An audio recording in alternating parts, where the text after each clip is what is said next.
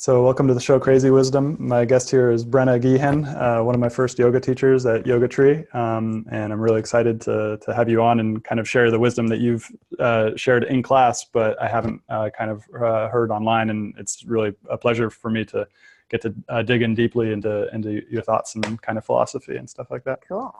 Yeah. So what is... Thanks, Stuart. Well, thanks for having me. Mm-hmm. Yeah. And can you tell our audience more about what you do? And Sure. So I am a full-time yoga instructor. I've been doing it for almost 20 years now. And I teach mainly out of San Francisco right now. And I have my own teacher training program that I do with another woman named Jean called SriYoga, this t-shirt that I have on right now.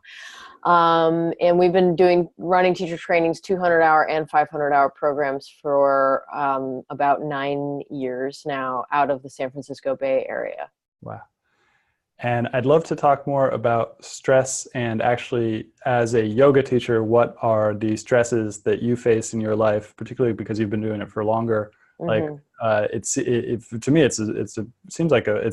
me, it is a stressful job, because there's so many different things that you're working on. There's marketing, there's content creation, there's maintaining a stable practice so that you can actually share what you're offering. Yes. Can you talk more about what the stresses are in teaching yoga that might not be apparent to those who aren't in the yoga business? Sure. I think as well as all the things that you just said, I think the things that people are not aware of as they jump into teaching yoga are typically three things, which is the weirdest one is that a lot of people that are new into teaching yoga actually have never done research about how much money yoga teachers make. Mm-hmm. Yeah. And so they're a little shocked when they start teaching yoga, and it can be an extremely a low income kind of enterprise that you have embarked upon, and it takes a while to really build up a comfortable way of making money where you don't feel like you just have to work all the time. And there are ways of doing it, and it's really I recommend to all those new teachers is that they quite possibly get with a business coach that can help them streamline that stuff almost immediately, so then they're not guessing and trying to just figure out this whole what really is a new self-employed way of living. The other thing that I think a lot of teachers don't realize is that when you have to go from one location to another location throughout the day, quite possibly, whether it's teaching a private here, public class there, workshop there, whatever you're doing,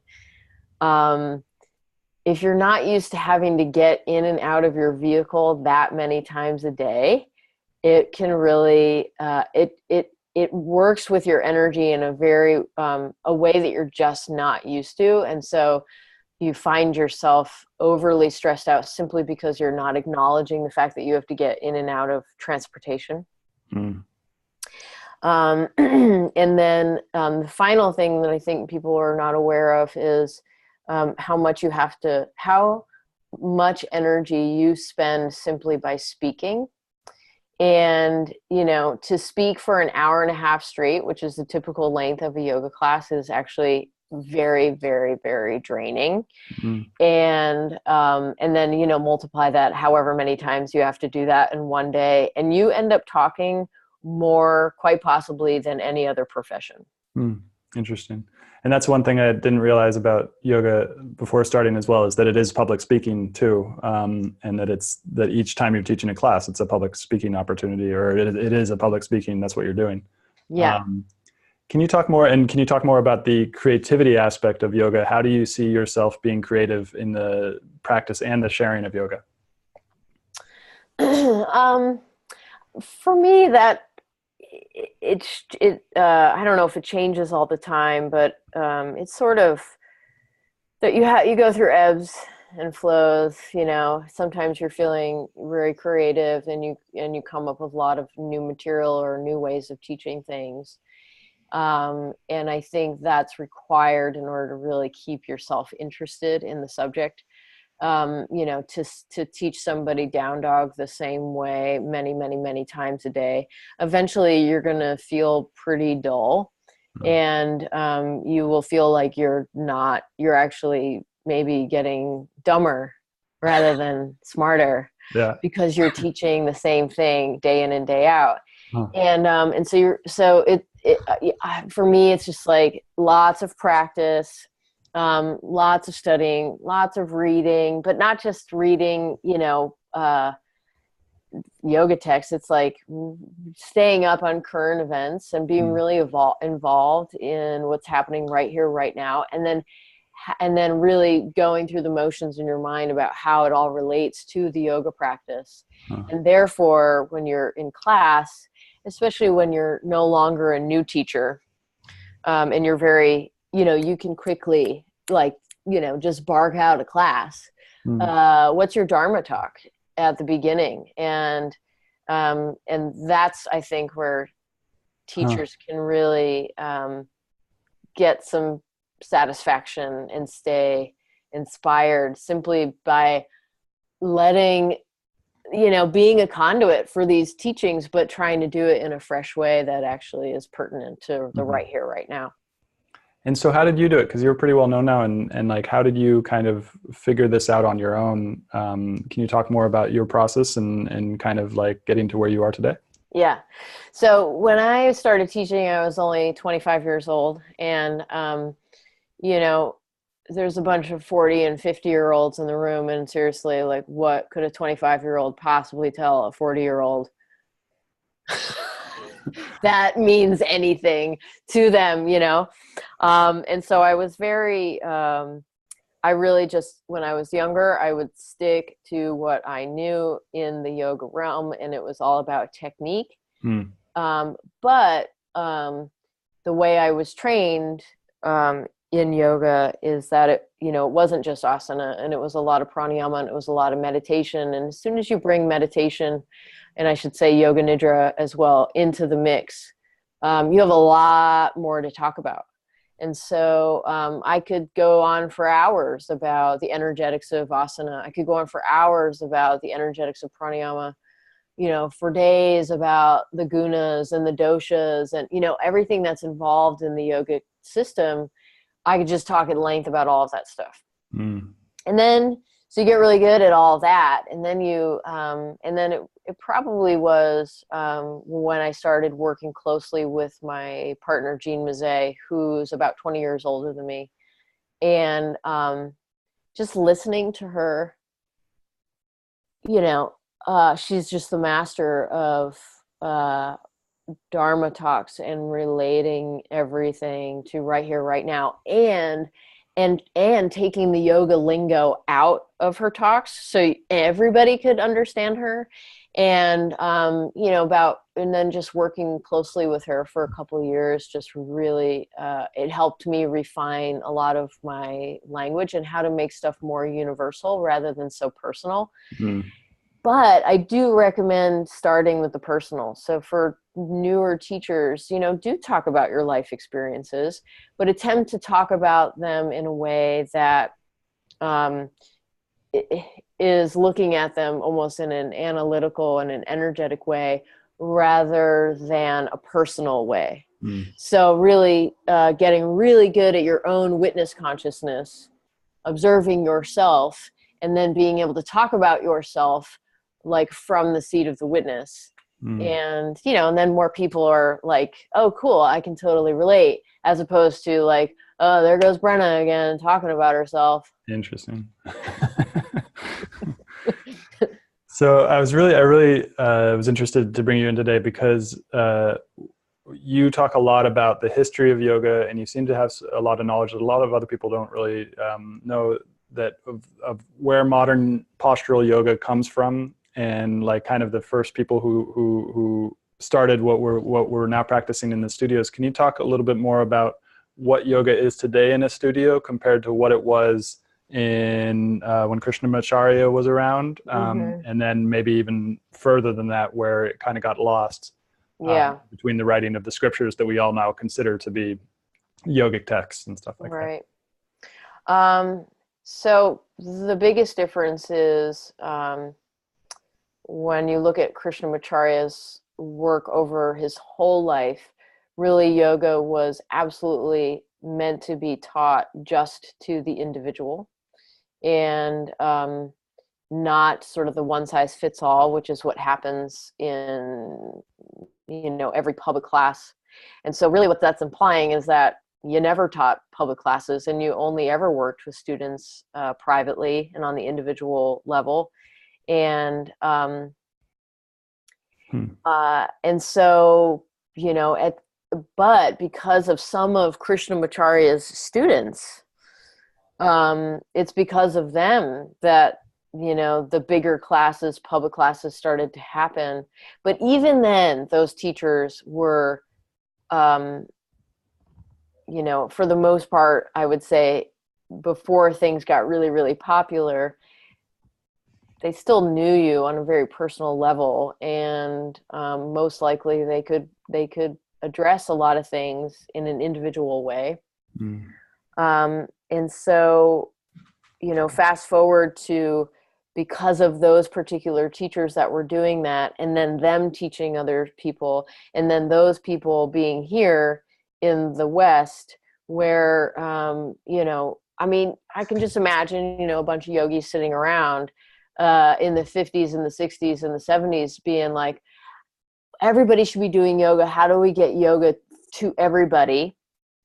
And then you have the Richard Simmons out there, who was this mastermind of getting people in and doing aerobics.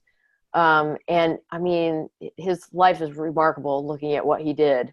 And so then and then you got your Jane Fondas out there as well. And you have these people that are getting exercise to the masses. And then that sort of just probably was like, oh, I know how we can get yoga to everybody. Let's run yoga classes like aerobics classes. And so, and there you see now it's a one size fits all rather than an individual thing. And then can we talk about how yoga disappeared off the face of the planet or the practices of yoga? Because in the West, we often think of the Dark Ages of when all the traditions of the Greek literature went away, and then they were rediscovered by the Arabs and then brought back into the West after the Dark Ages. But what is not realized is that process also happened in India, because a lot of the scriptures and stuff stopped being used in daily life, according to what I've read, but I don't know if that's true or not. Do you know anything about that? Yeah, it seems to me like, from what I understand, there's always people doing yoga, but as far as what was out there and what was popular and who was doing what, it's pretty hard to tell. And from what we can see, there was a good 700 years where yoga wasn't really being talked about anymore. And so, and it's really, we really do consider Krishnamacharya sort of like the grandfather of modern day yoga, and a lot of what's happening now, but even back then, it's 120 years ago now, that he would have been up and coming and starting to do his thing, and start to study with his teachers, who were in Tibet, and really trying to bring this information back, and then but you kind of have Krishnamacharya doing his thing, and then you've got some other masters around India also, and so it's but typical to what you're saying is just that, there's a lot of texts. It's not that they don't exist. It's just that they've never been translated. And so there is a lot of information out there that we simply just don't have our hands on because it's never been translated out of Sanskrit. And there's only so many people that are Sanskrit scholars. And therefore you have to determine which texts are worth actually translating,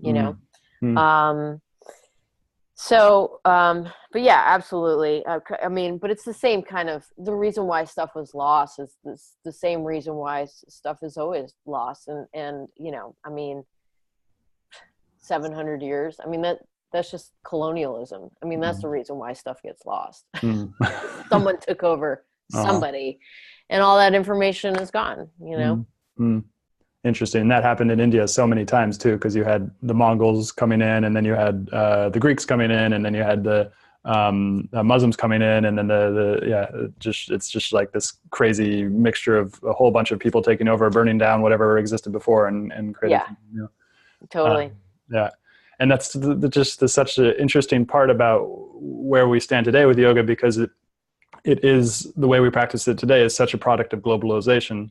So it's like you don't have modern yoga without globalization, and it's just like, and there's these interesting mixtures of, you have, Scandinavian gymnastic practices making their way to England, and then making their way to India, and then getting mixed with nationalist Indian philosophy, which was rediscovering the Bhagavad Gita because of Madame Blavatsky, who was a Russian woman who went to America and then created her own religion, and then brought it to India, and then reignited this kind of passion for Bhagavad Gita.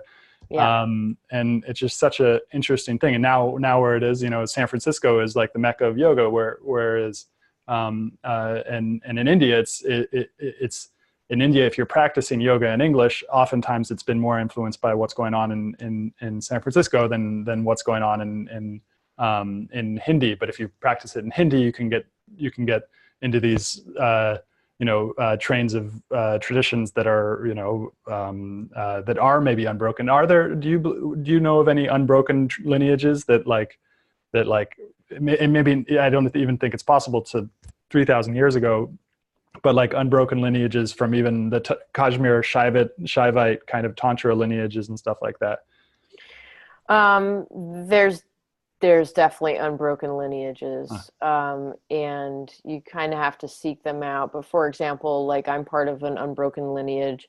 So it's like my teacher is Rod Stryker, his teacher is Panditji Rajmani Tuganayat, his teacher was Swami Rama, and then who Swami Rama's teacher was, and before that, and before that, and before that. And it's all still connected and still there, and it's the Sri Vidya lineage, which is the Shakta Tantra, as opposed to the the Shiva Tantras or the Shivites. And like you look at the Shivananda and their work, definitely an unbroken lineage there, and the Bihar school, unbroken lineage. So, and again, they're kind of all like, someone's over here and someone's south, and and so there's definitely unbroken ones. And then I hear you say things like, when people say like San Francisco, or let's say California, or the US is like the Mecca of yoga, like that's just another United States human being being like, we always are the Mecca of things, and we're always great, and we I mean, seriously, it's like, it's not true. It's never been true.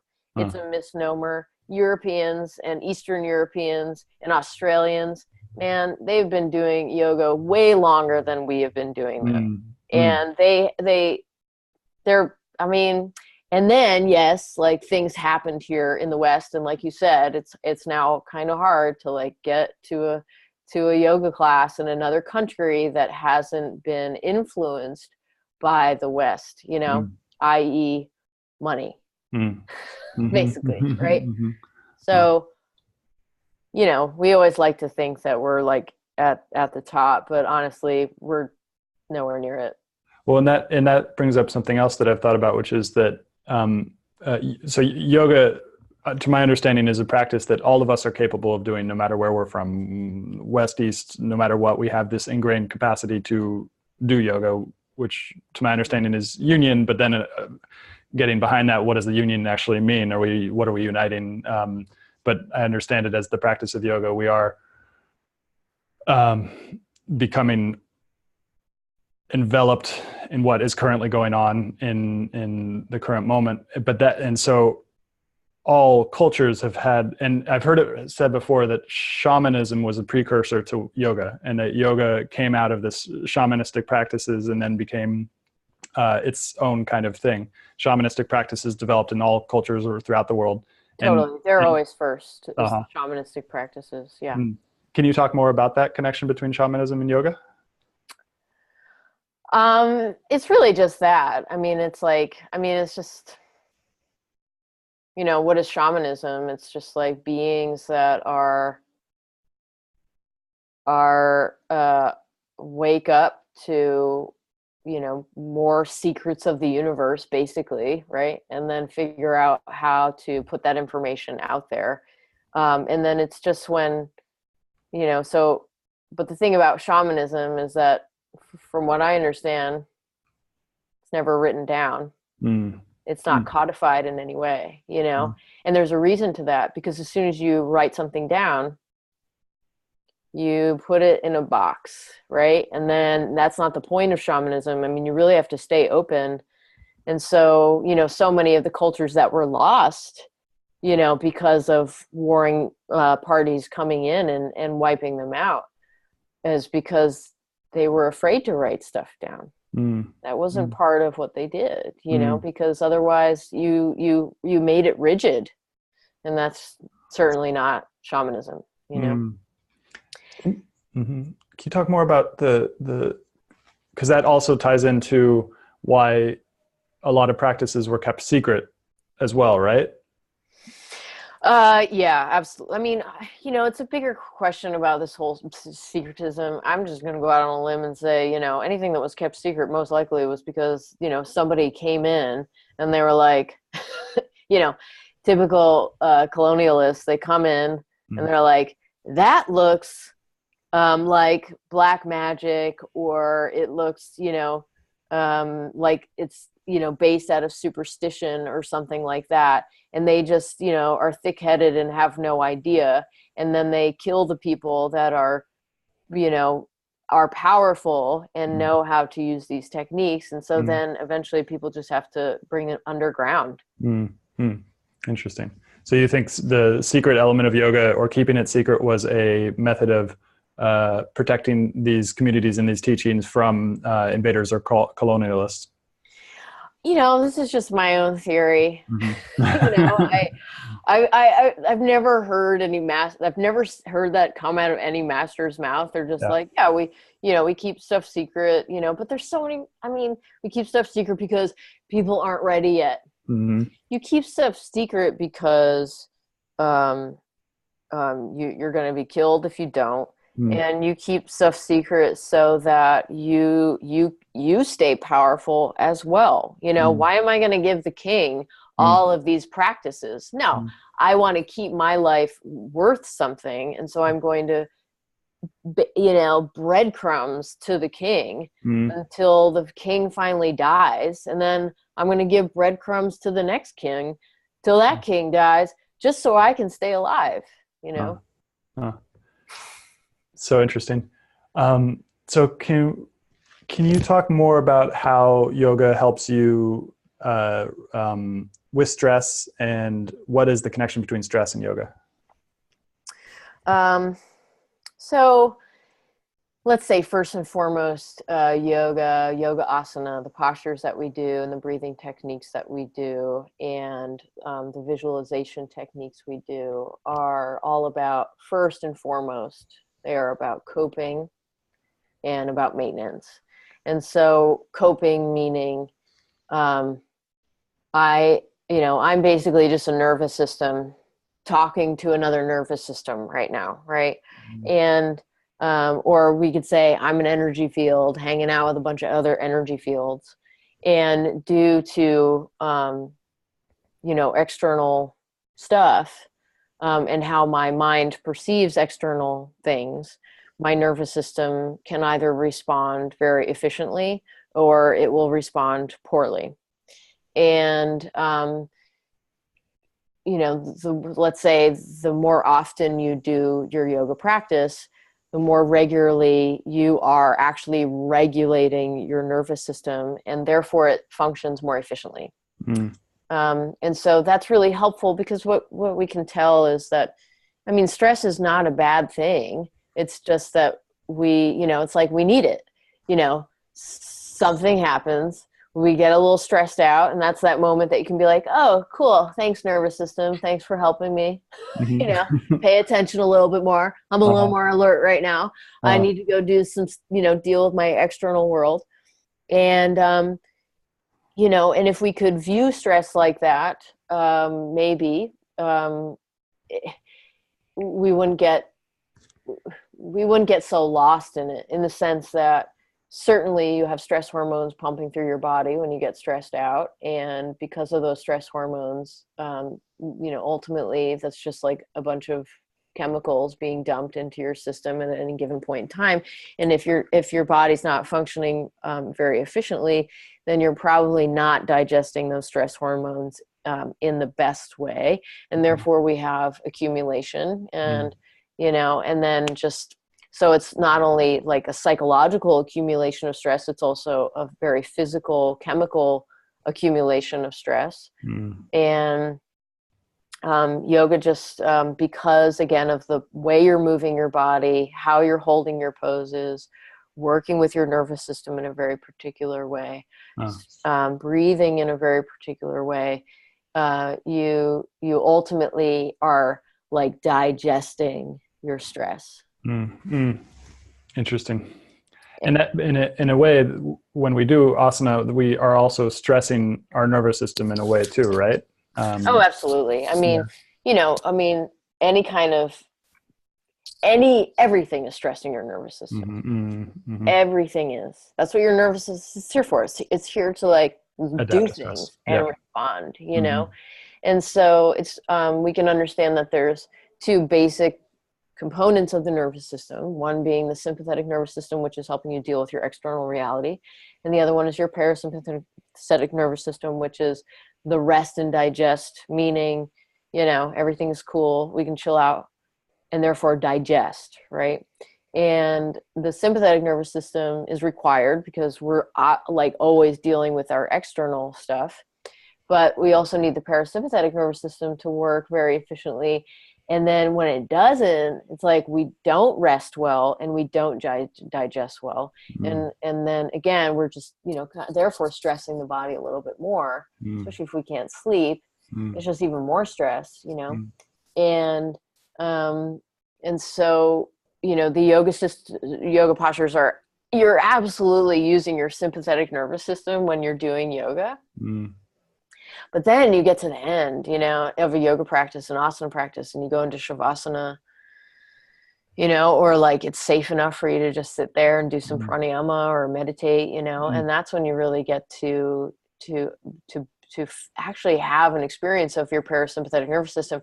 And usually that like first or second or third yoga class, and then the one that you finally got a great shavasana in, and you were like, whoa, that was amazing. You know, what was that? That was actually you having a visceral experience of your parasympathetic nervous system. And it feels amazing to be there. But obviously that's, you can't be there all the time, because that would not be useful when you had to run away from a bear or, you know, quickly, you know, swerve around a car that was in a dead stop. You know what I mean? Like we need both. Yeah. Or talking, you know, or asking your boss for a raise or whatever, or like, you know, right. Exactly. So, so this, you know, it's just that it misfires, and you know, we're habitual beings, and, you know, the more we're spending in the sympathetic nervous system, the more dominant it gets, you know. And then when you have, and then something traumatic happens, and then because of the trauma, it could be that your nervous system was triggered in a particular way, and now you can't turn your sympathetic nervous system off, right? And that's when we're looking at PTS. And that's when people are reacting to, I mean, in a sense, all of us are reacting to the past, because we're all conditioned beings, like you're saying. We're all habituated to do things. So we're all reacting to what's kind of our sum of experiences all the time, unless we've done a lot of meditation. But in PTSD in particular, we go through traumatic experiences, and then those traumatic experiences continue to have a profound effect on our nervous system. Yeah. And so, yeah. How of the students of the students that come into your class every day, or or one class in particular you've had over the last week, what percentage are newcomers and what percentage are people who kind of come to your class regularly? Well, I work at a unique studio, Yoga Tree, which is also owned by Yoga Works, and we're in San Francisco. And so the nature of these studios, because you could have a membership in a different state and come to San Francisco and be a member at this studio as well. It's kind of cool in the sense that I'd say like 70% of the people in the room are students that I see all the time, and then 30% of the students are transient. So they actually don't even live here, and so I'll be seeing new people all the time. And do you often get in your classes a palpable state of people actually, can you see people processing trauma in the class, or is it, can you talk more about that? I'm not sure what my question is, but like, do people in your class ever have kind of traumatic processing events, or kind of have the, what I'm getting at is like, what percentage of people who are in a yoga class are experiencing relief from trauma? I don't know. Well, okay. So let's say, let's say this. There's some students that are going to a yoga class because they have a yoga practice, and this is what they do, right? Yeah. And then, and let's say maybe at the beginning of that person's life, they came to a yoga practice for healing, right? And so maybe that's what you're asking is like, how many people are actually coming to your yoga practice to heal from trauma? Is that what you mean? Or, okay. So, I mean, I can't really definitively say what that percentage is. I think we can with confidence say that if somebody can make it to a yoga class,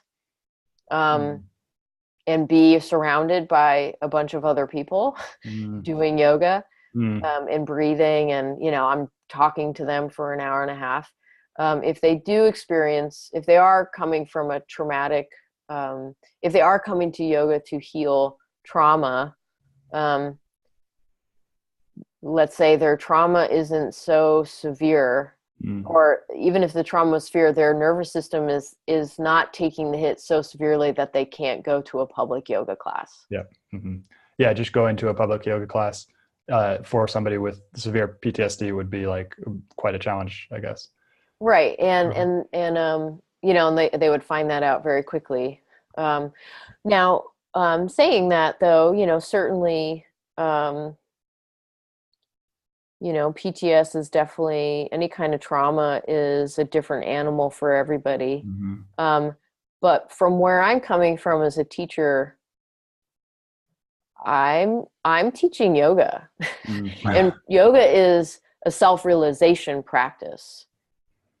It just so happens that it's also very healing, and therefore can heal people from anything, I believe. But I'm not specifically working with you on the level of healing you from a traumatic experience. And therefore, if as a yoga student, that is what you're seeking, is some healing, then I'm going to say, do yourself a favor and do it efficiently, and work with an actual yoga therapist and get it, like, do it, because going to a public class expecting healing is a pretty high expectation. And although I trust the yoga through and through and through, which you can, like, yoga's just, it's pretty amazing. But if you're not seeing, like, if you're expecting healing and you're not seeing results, well, then it's simply that it's just not the right kind of yoga.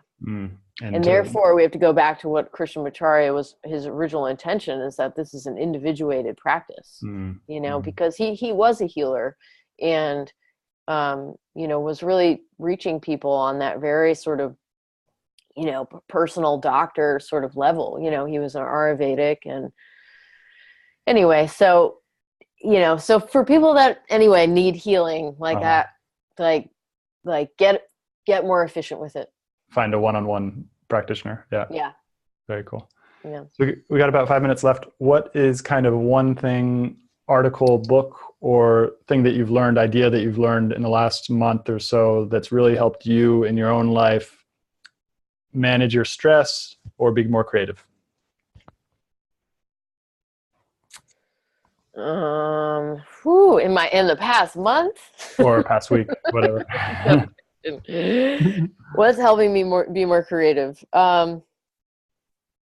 Well, so the way I personally work is I do look pretty strictly at stagnation, and if I'm unhappy or discontent, and typically if that is occurring, then I need to look at the 4 desires of the soul, and I need to decide which desire needs more attention. And then I go from there. What are the 4 desires of the soul? So the 4 desires of the soul. So every soul comes into this universe with 4 desires. One of them is dharma. So you have to figure out what your life purpose is. Why are you here? What are you doing? And then the second desire is called artha. And basically that's like all the stuff you need in order to actually be able to fulfill your dharma. And so that could be, stuff would be like your career. Other stuff would be like literally the stuff that you have, your bed, your house, your partner, that would be stuff. Your yoga practice, that would be stuff. Okay. So all the stuff that you're going to need to do or have in your life in order to fulfill your dharma, that's all of your artha stuff. And then your soul desires beauty. Just independent of everything else, your soul desires to experience beauty. And that's called kama. And so, if that is the thing that's lacking, then you kind of need to find a little more joy, whether it's like your art or you're going out into natural environments and things like that, music, things like that. And then finally, your soul desires to be free from samsara, the birth, life, death cycle. And so it could be, and that's the moksha. And so it could be, you just haven't really been spending a lot of time on that aspect. And so you might be working on all 4 at the same time, but usually when you're unhappy, one of those you could fix and all the other ones will fall into place. That's really cool. So you kind of look at that and you analyze which one are you stagnant in, and then that's how you kind of get back on track. Yeah. Very cool. That's beautiful. Yeah. Awesome. So how can people find you? Do you have any cool retreats coming up, classes you want to tell people about? Well, we're going to begin another training next week, and it's called Embodied Systems Anatomy, and it's here in San Francisco. Super cool stuff. It's like combining yoga with mind-body centering work, and it's part of our 500-hour program.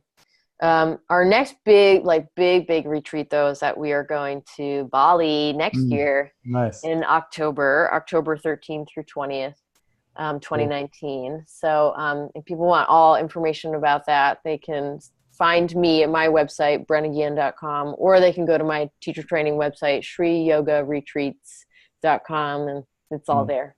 Cool. Thank you so much, Brenna. Thanks, Stuart. Yeah. Have a good day. You too. Bye. So I just stopped